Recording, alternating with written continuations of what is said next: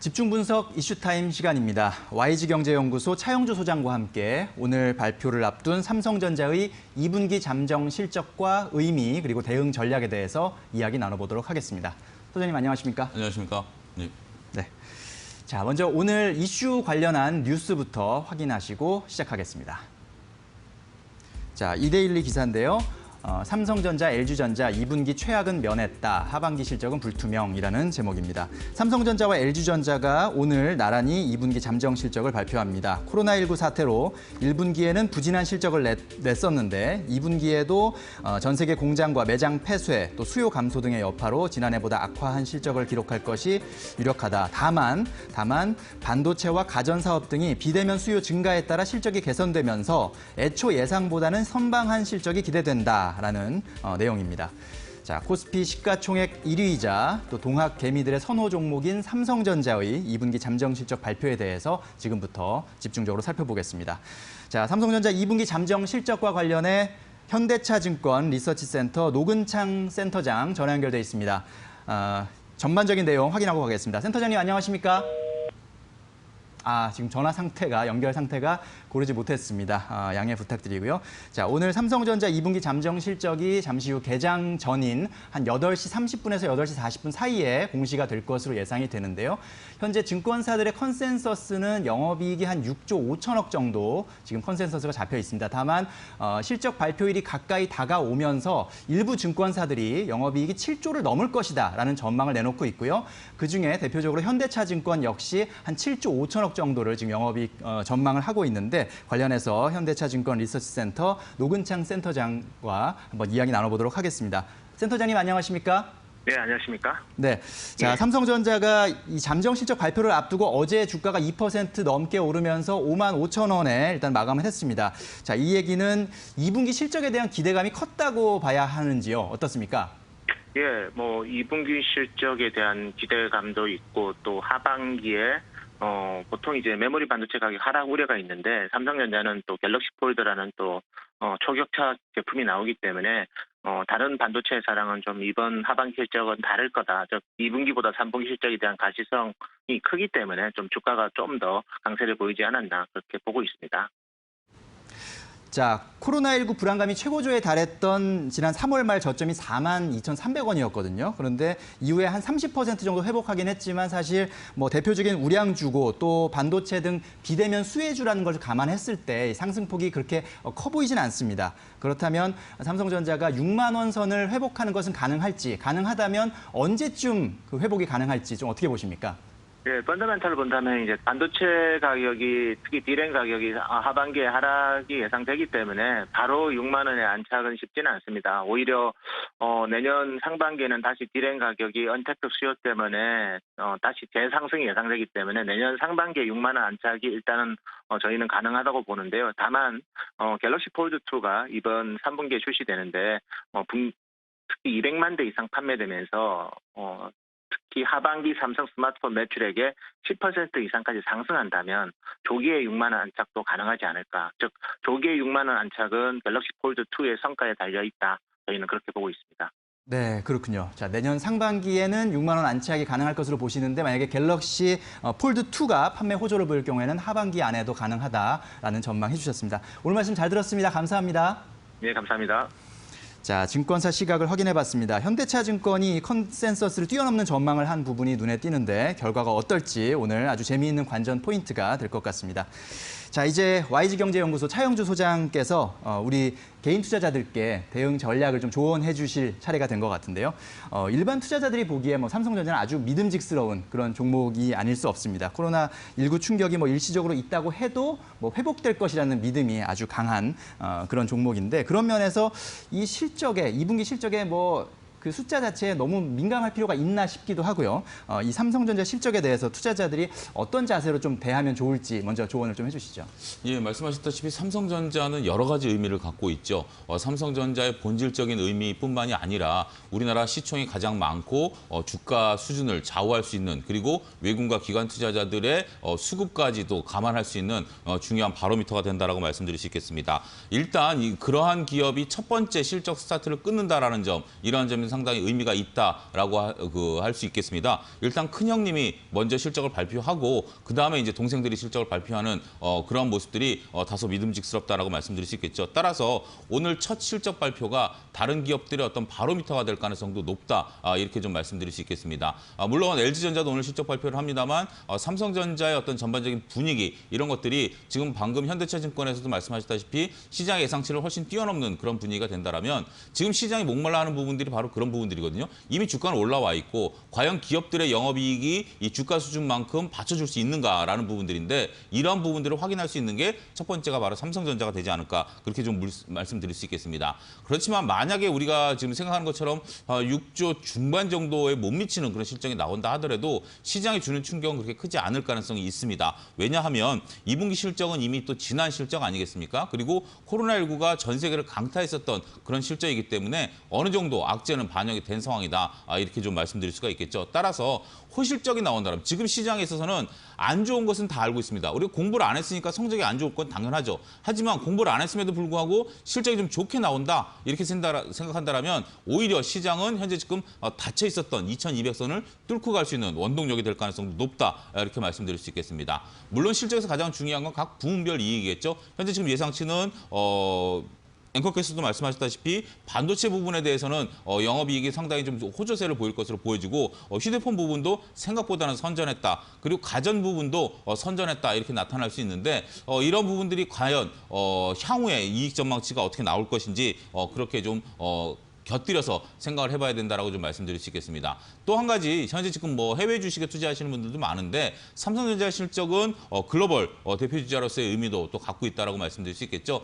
결국 우리가 페이스북이나 애플만 보는 것들이 아니라 삼성전자에 대한 실적들도 현재 지금 이 곁타 미국 주식에 따른 관련주들의 흐름들도 볼 수 있다라고 말씀드릴 수 있겠습니다. 어제 외국인과 기관들이 본격적으로 삼성전자를 사면서 주가를 55,000원까지 안착시키는 역할을 했는데 만약에 삼성전자의 실적이 좋게 된다면 이제 뒤늦게 외국인들이 들어올 가능성이 있다는 거죠. 현재 동학개미운동으로 다른 여타 그 수익률 대비해서 좀 적은 수익률을 보이고 있으면서 삼성전자 투자하신 분들이 안전하긴 하지만 수익률이 다 떨어진다라는 면은 있긴 했었습니다만 이제 외국인과 기관들이 들어온다면 삼성전자 어차피 삼성전자를 트레이딩하려고 사신 분들은 거의 없을 테니까 조금 묻어두신다면 좋은 성과가 나타날 수 있지 않을까 그렇게 말씀드릴 수 있겠습니다. 네. 자, 삼성전자는 이 실적에 대한 기대감도 있고 또 이 종목 자체에 대한 믿음도 상당히 크다고 볼 수가 있겠습니다. 다만 오너 리스크에는 좀 완전히 자유롭지는 않은 상황입니다. 현재 이재용 부회장에 대한 구속영장이 기각되긴 했습니다만 아직 검찰의 기소 가능성은 남아있는 상황이고요. 이런 오너 리스크가 삼성전자 주가에 영향을 주는 측면이 있는지 있다면 어느 정도라고 봐야 되는지 좀 설명해 주실까요? 우리가 이제 혹자들이 그런 얘기를 하죠. 만약 삼성전자의 본사를 미국으로 옮겼다라고 한다면 지금 수준은 아닐 것이다. 훨씬 더 높은 수준 것이다라고 얘기를 하는데 물론 그거에 대해서는 설왕설래도 있습니다. 하지만 우리나라 기업들이 갖고 있는 코리아 디스카운트 요인 중에 하나가 대북 문제뿐만이 아니라 오너 리스크도 분명 상존하고 있다. 이런 점들을 우리가 인정을 해야 될 것으로 보여집니다. 역으로 만약에 지금 이재용 부회장이 이런 어떤 검찰의 기소 여부를 하는데 미국에 만약에 있었다면 더 큰 그런 상황이 벌어질 수도 있죠. 그 부분에 대해서는 제가 언급할 수준은 아닙니다만 어찌됐든 오너 리스크 자체가 코리아 디스카운트의 하나의 요소라는 점이 삼성전자가 현재 지금 나름대로 주가 수준이 과거 수준으로 봤을 때 한 200만 원 수준에서 갇혀있는 그러한 요소다라고 좀 말씀드릴 수 있겠죠. 물론 이제 삼성 이재용 부회장에 대한 검찰의 기소 여부 이런 부분들은 지금 검찰 수뇌부가 계속해서 고민을 할 것으로 보여집니다. 따라서 그러한 결정을 삼성그룹 차원에서 미리 예단할 수는 없기 때문에 이미 그거에 대한 대비책은 충분히 삼성그룹 입장에서 보면 마련했을 것이다. 최악의 시나리오를 가정해서라도 그런 부분에 대한 대비책은 충분히 마련할 수 있는 삼성그룹의 여력이 있다. 이렇게 좀 말씀드릴 수 있겠죠. 특히 삼성그룹 그리고 삼성전자 같은 경우 각 부문장별로 사업을 이제 쪼개나눈 상황이고 거기에 이제 대표들이 각각 있죠. 따라서 삼성전자만 하더라도 대표가 여러 명 있습니다. 이런 것들이 독자적인 행보를 할 가능성이 높고 어차피 이재용 부회장이 대통령이 기소가 돼서 재판을 받고 다시 감옥에 간다 하더라도 언젠가 다시 나올 거기 때문에 그 기간 동안에 있어서의 시간은 버텨낼 수 있다라고 좀 말씀드릴 수 있겠죠. 단지 그 삼성그룹에서도 얘기를 하는 부분들이 신사업에 대한 이러한 것들은 조금 리스크가 좀 있을 수 있다. 현재 지금 글로벌 경쟁을 나서기 위해서는 다양한 신사업들을 펼쳐야 되고 현재 지금 5G라든지 언택트라든지 이런 시대 변화에 대응하기 위해서는 우리나라 또 그룹의 특성상 총수가 있어야 되는 부분들이 있기 때문에 그러한 부분들에 대해서 삼성그룹이 약간의 감익되는 요소들은 있을 것이다. 하지만 서로 구속이 된다 하더라도 이것은 길게 끌고 가는 악재보다는 단기 악재에 그칠 가능성이 높다. 저는 그렇게 말씀드리고 싶습니다. 네, 그렇군요. 자, 이제 주가와 투자 전략, 투자 대응과 관련한 내용을 좀 살펴보겠습니다. 이 코로나 국면에서 게임주들이 뭐 스포트라이트를 받으면서 사실 삼성전자는 살짝 약간 소외된 측면도 있거든요. 그렇죠. 네. 예. 그러나 역시 삼성전자는 동학개미운동을 이끌어낼 만큼 아주 매력적인 종목인데 그 동학개미운동이 일어났을 때 삼성전자 주가가 한 4만 원대 그렇죠. 혹은 5만 원대 초반까지 계속 이어졌거든요. 자, 여기 이 가격대에서 매수한 개인 투자자들이 현재는 이제 5만 5천 원까지 올라온 상태예요. 맞습니다. 이런 상태에서 혹시나 차익 실현을 할 가능성은 없는지 어떻게 봐야 됩니까?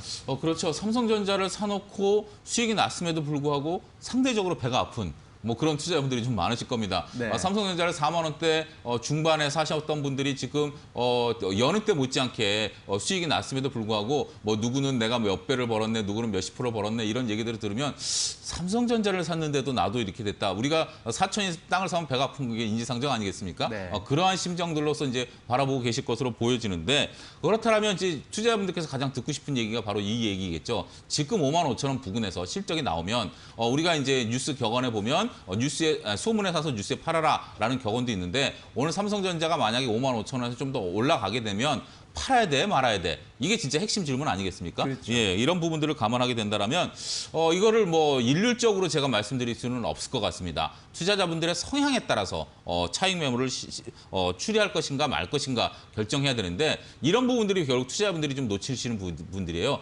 무조건 팔아야 돼, 사야 돼 이런 것들이 아니라 자신이 어떤 투자자이냐라는 것을 먼저 아는 것이 중요하다. 만약에 단기적인 관점에서 정말 동학개미운동에 참여해서 내가 여유 자금을 좀 해서 한번 내가 주식을 사고 빠지겠다라고 한다라면 차익을 실현하는 것도 저는 이 정도 시점에서는 좋다. 물론 앞서 노근창 센터장께서도 말씀하셨다시피 내년에 6만 원을 넘을 가능성도 있습니다만 현재 지금 그 시간에 대한 것들, 주가라는 것들이 미래로 갈수록 좀 불확실성이 커지는 거 아니겠습니까? 그리고 다시 코로나19가 재확산된다라면 주가는 조정을 받을 가능성도 충분히 있죠. 그렇기 때문에 단기적으로 접근하셨던 분들은 차익 실현이 가능합니다. 하지만 장기적으로 내가 묻어두겠다라고 하신다면 정말 6만 원까지 묻어두시는 것도 하나의 전략이 되지 않을까. 서로 이게 다시 5만 원대 초반까지 온다 하더라도 언젠가는 저도 삼성전자가 6만 원을 가져야 우리나라 주가 수준이 2,500, 3,000까지 갈 수 있는 거 아니겠습니까? 그런 포인트, 그러니까 삼성전자만의 실적 포인트가 아니라 우리나라 종합주가 지수가 3,000포인트를 가기 위해서는 삼성전자 6만 원을 돌파해야 됩니다. 하지 않고는 절대 못 갑니다. 따라서 그러한 수준에 있어서의 관점이 필요하다라고 좀 말씀드릴 수 있겠죠. 하지만 단기적으로 출렁거릴 가능성은 상존하죠. 지금 앞서 센터장님도 말씀하셨다시피 하반기로 갈수록 지금 삼성전자에 대한 그 전반적인 이익이 좀 줄어들 가능성에 대해서는 증권사들이 너나 할 것 없이 얘기를 하고 있습니다. 따라서 반도체 업황이 3분기에는 조금 주춤할 가능성을 언급하고 있기 때문에 흔들림, 변동성에 대한 부분들도 있다라는 점. 따라서 단기적인 관점에서는 다소 보수적인 관점에서 접근도 유효하지 않겠는가. 그러니까 다시 정리해서 말씀드리면 내가 단기적으로 접근했다라면 일단 차익을 실현하는 건 좋겠지만 장기적으로, 중장기적으로 본다라면 그냥 눈을 감고 보유하셔도 삼성전자만큼은 괜찮지 않을까 말씀드릴 수 있겠습니다. 네, 자 오늘 실적이 발표되면 아마 삼성전자 주가는 위로든 아래든 어쨌든 움직일 겁니다. 이 상황에서 개인 투자자들이 팔아야 될 것이냐, 아니 보유해야 될 것이냐, 더 사야 될 것이냐 고민하실 텐데 가장 중요한 것은 자신이 어떤 투자자냐라는 것을 알 필요가 있다라는 말씀 가장 와닿는 것 같습니다. 소장님 오늘 말씀 잘 들었습니다. 감사합니다. 감사합니다.